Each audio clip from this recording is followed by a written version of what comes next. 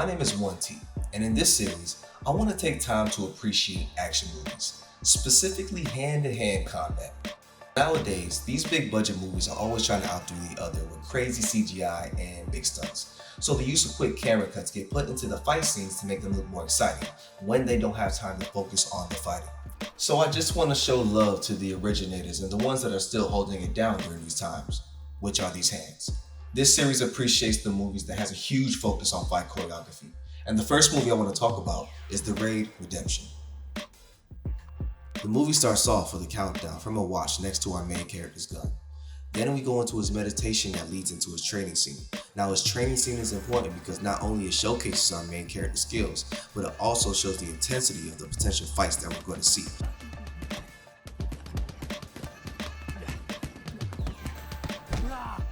So it gives you something to be hyped about.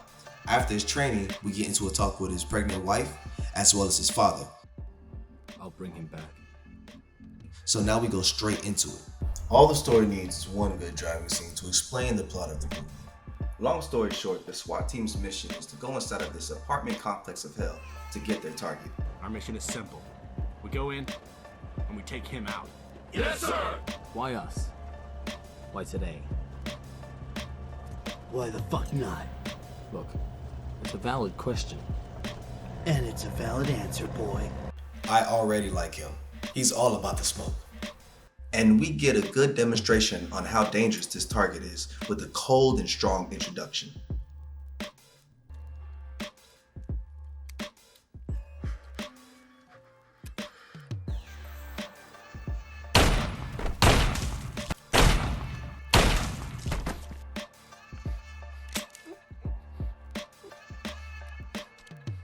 Watch this for me.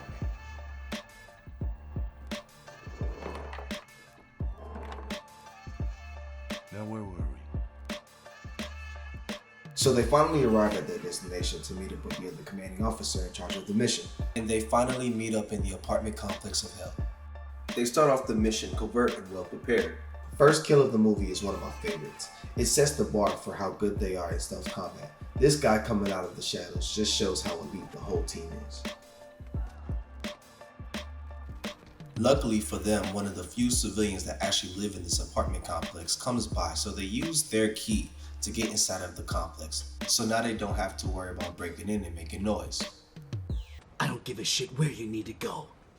One more step and I'll fucking end you. What the fuck? You wanna play hero? Go ahead. Just stay away from me. My dog said badge or no badge, anybody can get it. Now before shit hits the fans, the SWAT team is looking real clean and efficient. We get a nice sequence of these guys sneaking or bursting into rooms, taking down criminals, and hitting floor to floor like it's a Mortal Kombat towers. This is a 15-story apartment complex, but parts of the building was made from scratch to suit the movie. Jadi kita bikin courtyard ini 2 lantai. Sebenarnya nantinya courtyard ini mau di CG menjadi 15 lantai malah. Back to the SWAT team who's been on point until they reach the 5th floor. Right when the SWAT team was just getting into the flow of things, the 5th floor threw them for a curve in the form of a little kid. This kid walks out the bathroom and sees nothing but SWAT.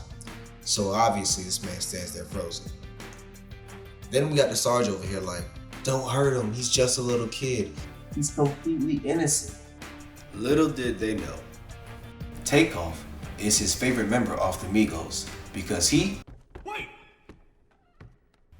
Luckily for us, we got SWAT Bernie Mac over here. Fuck them kids. And can we just take a moment to appreciate this shot?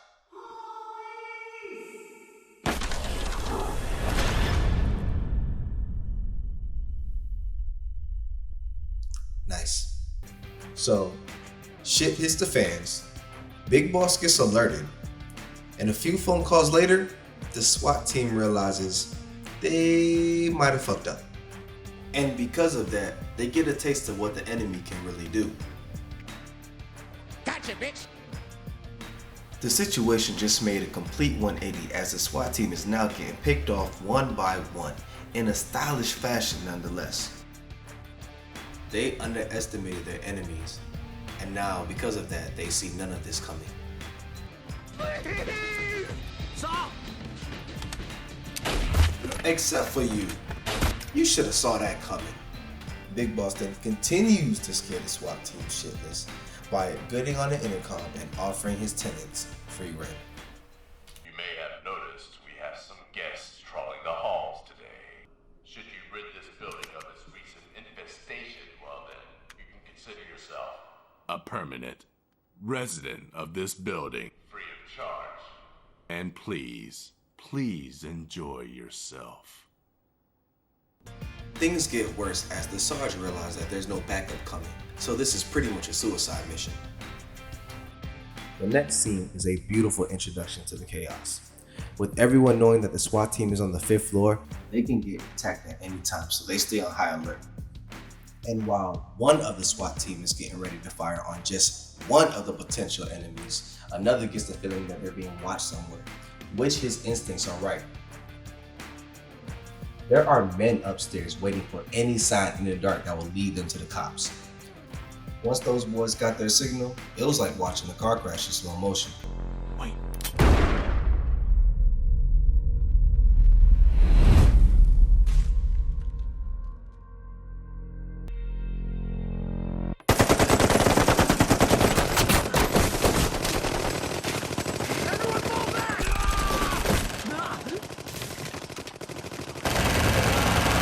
You see this dedicated ass man right here?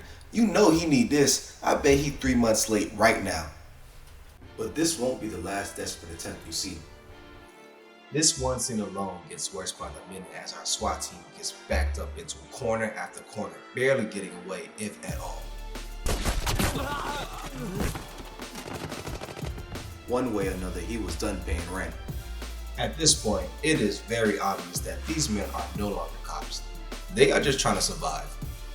You got multiple people just trying shit out, and they're like, whichever one works first, let's just do that.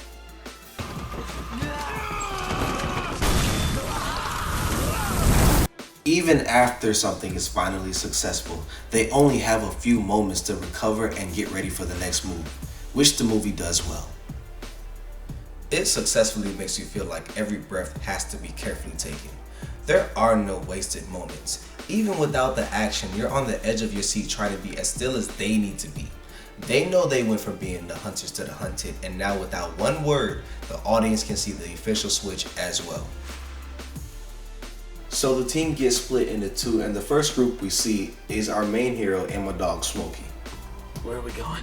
The old man who lives here. No. He's not one of them. If that bastard cuts me, I swear to God I'll fucking haunt you. Fam is limping and part of his ear is on the floor below, but he still keeps the same energy. That's GOAT right there. Now we really get into the reason why this movie is getting its flowers. This fight choreography is nuts. Easily top tier. It's fast paced, it has very creative choreography, and the camera works really well in this scene.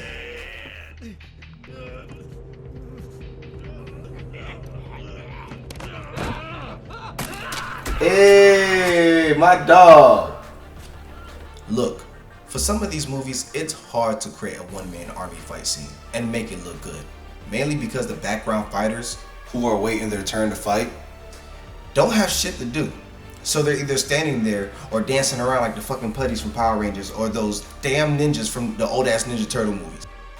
But the Raid handles this well. Multiple entryways, a tight hallway space, and a badass protagonist makes this a believable non-stop action scene. If an enemy is on the screen, they're either coming after our hero, fighting our hero, or on the floor after fighting our hero. See, that's the shit I like. So the heroes make it to the door, and with one good plea, they're let inside.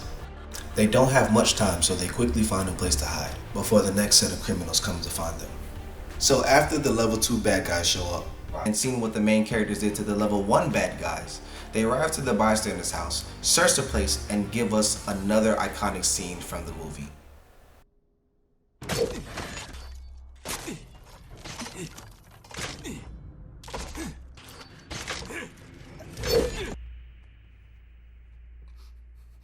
After that, our main character heads out on his own, promising to come back from a dog. You better. I'm gonna miss him for the rest of the movie. And there are still no breaks while walking through the apartment complex from hell. Man, that's too much. Fam over here looking like, bruh, I just stepped out. And we get to find out that his favorite rapper from Migos is also Takeoff, because he... Once our main protagonist realizes that he has no choice but to stay there and fight, we get an epic stare down before the inevitable clash.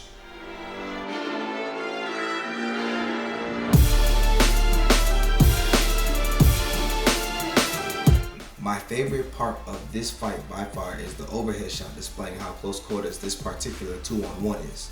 The camera is placed perfectly so we can see all the action, while our main protagonist is keeping them on the wall for as long as possible to keep the momentum advantage, and at the same time successfully setting up our next location for our fight. At the end of every fight scene, you can see our main protagonist getting tired by the second, which is a good nod to the realism of the movie. Because of this realism, all the fight scenes end up being slugfest because all the characters are tired.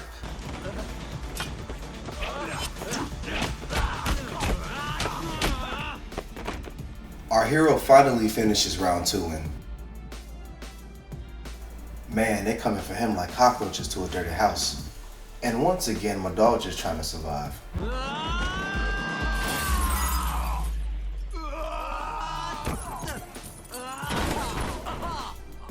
After somehow surviving, he stumbles onto the reason for the first scene in the movie. Hey, remember these guys? So we go back to Sarge and the others, and after a quick argument, they try to leave the room that they're in, but curfew hits. Then we have another sequence of guys just trying to survive. Man, these back-to-back fight scenes are everything. And this movie knows how to make an introduction. You see this guy, Mad Dog? His mother might as well have named him these hands, because he is the epitome of it. I never really liked using these. Takes away the rush. Now this is the thing. This is the pulse. This is what I do.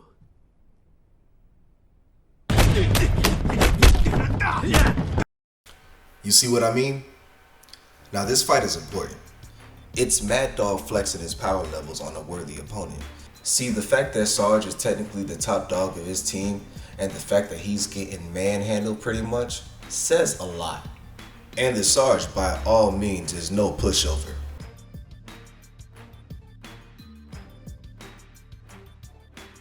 But Mad Dog is just built different.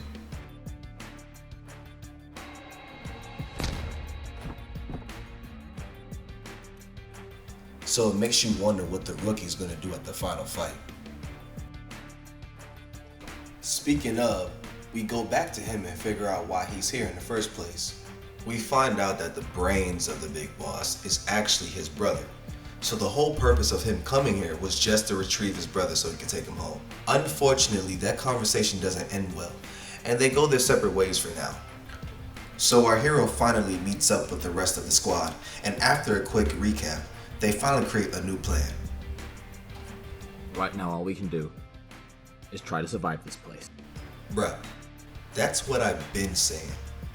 So now the new plan is to make it to the top, take the big boss as hostage so they can maneuver out this place. When our main character was grabbed by his brother, I was wondering how the big boss didn't see it with cameras everywhere. Turns out he did, and my guy now is screwed. Not if his brother has anything to say about it. They hit the next floor up and make one hell of an entrance. I love the atmosphere change in this fight. There's no more close quarter hallways. It's a whole free-for-all out there. And not only each character gets their time to shine, but they also go hand with the props as well.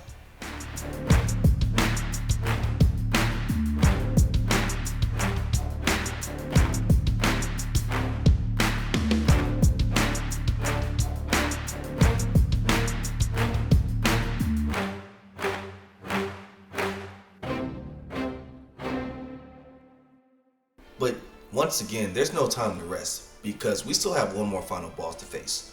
Y'all remember Mad Dog, right? Before our main character even gets the chance to catch his breath, he sees his brother being a literal punching bag for Mad Dog. So of course he comes in to interrupt the free ribs my dog was getting. But once again, we get reminded why his mother should have named him these hands.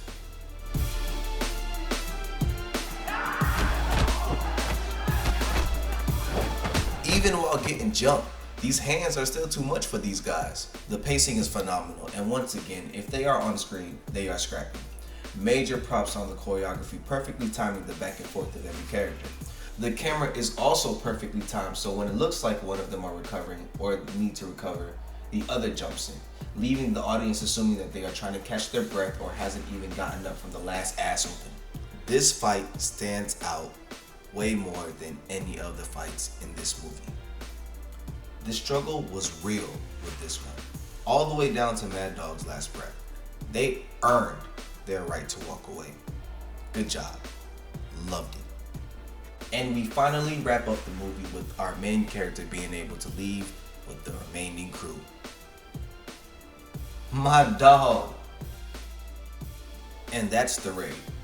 An easy 9 out of 10 for me. Straight rewatch value. A movie any action director can take notes on. The next episode I will be covering its sequel. Like if you had a good time watching this video, subscribe if you want to see more content like this. I'm out until my next videos. Y'all be easy.